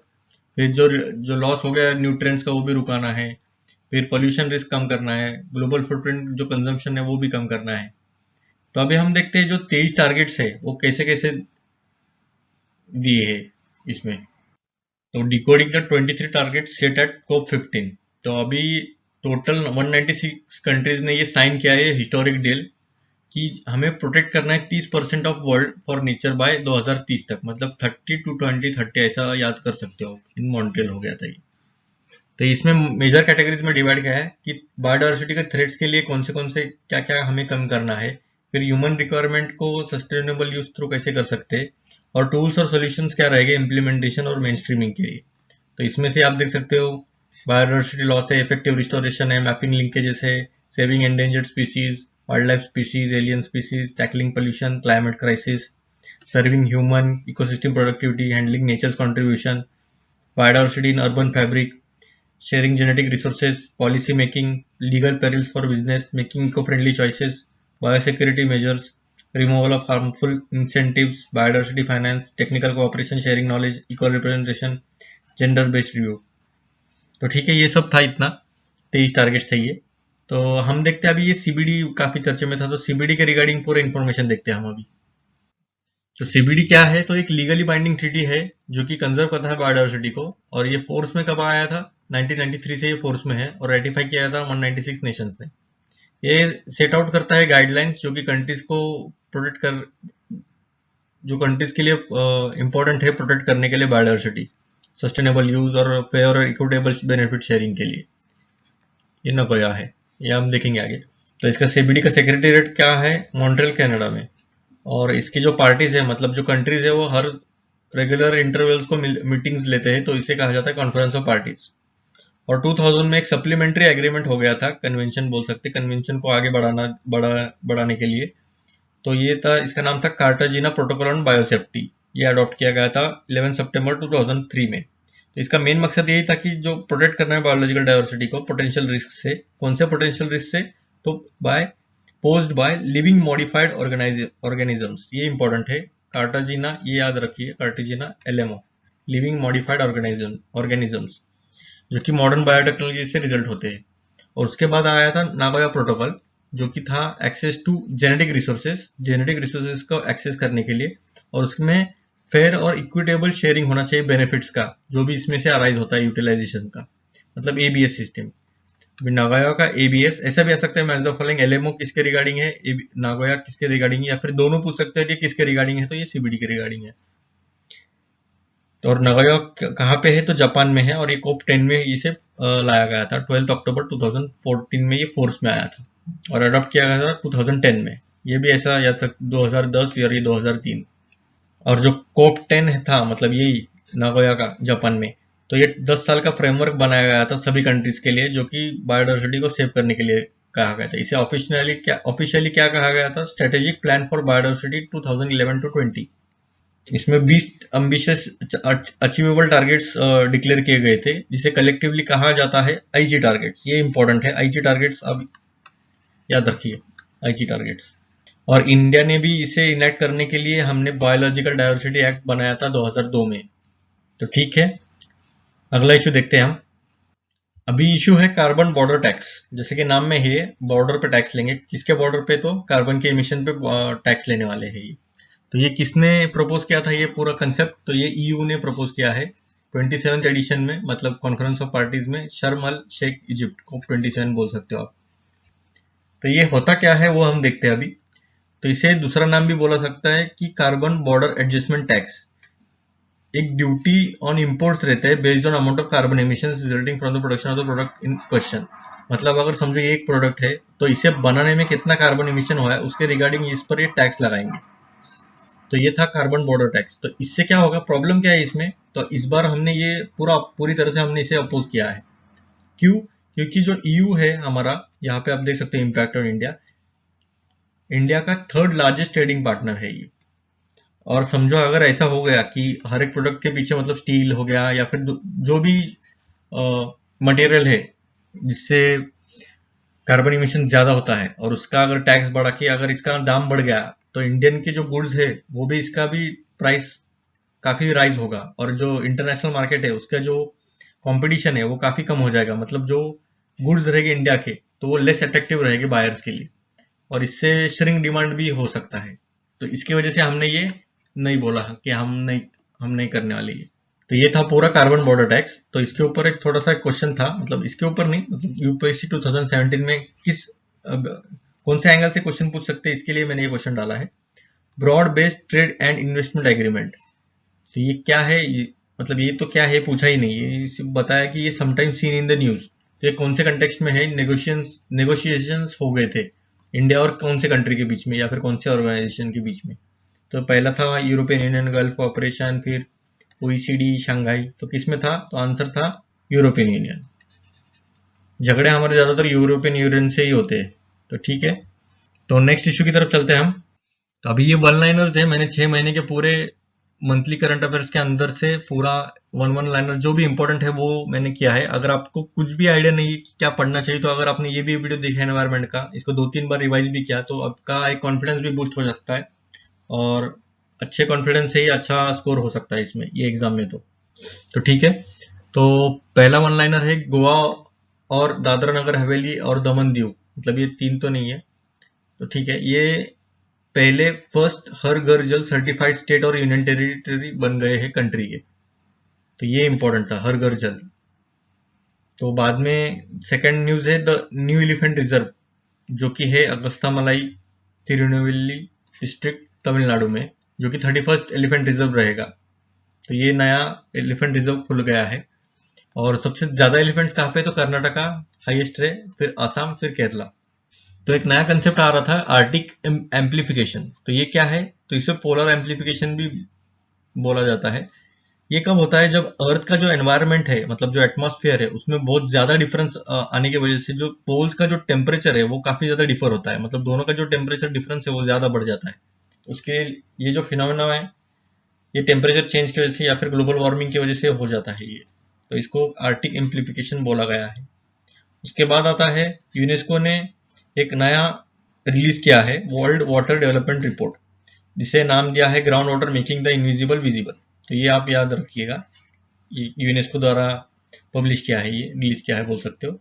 उसके बाद दूसरा रिपोर्ट है वर्ल्ड एनर्जी आउटलुक, और इकोनॉमिक आउटलुक अलग है, दोनों अलग अलग है। वर्ल्ड एनर्जी आउटलुक जो है इंटरनेशनल एनर्जी एजेंसी ने रिलीज किया है। उसके बाद आता है वर्ल्ड ग्रीन सिटी अवार्ड 2022 का। तो ये इसने कौन से सिटी ने जीता है ये, तो हैदराबाद ने जीता है ये। और हैदराबाद ने किसे किसे बीट किया है बोल सकते हो आप, तो Paris, Bogota, Mexico City, Montreal, Fortaleza, इतने बड़े बड़े सिटीज को बीट करते हुए अपना इंडियन सिटी हैदराबाद, तो इन्होंने ये अवार्ड जीता है। उसके बाद नीति आयोग ने रिलीज किया है study report, carbon capture, utilisation and storage policy framework. तो ये था स्टडी रिपोर्ट नीति आयोग का। उसके बाद वर्ल्ड बैंक ग्रुप ने भी एक रिलीज किया है, climate and development and agenda for action. तो ये भी आप याद रख सकते हो।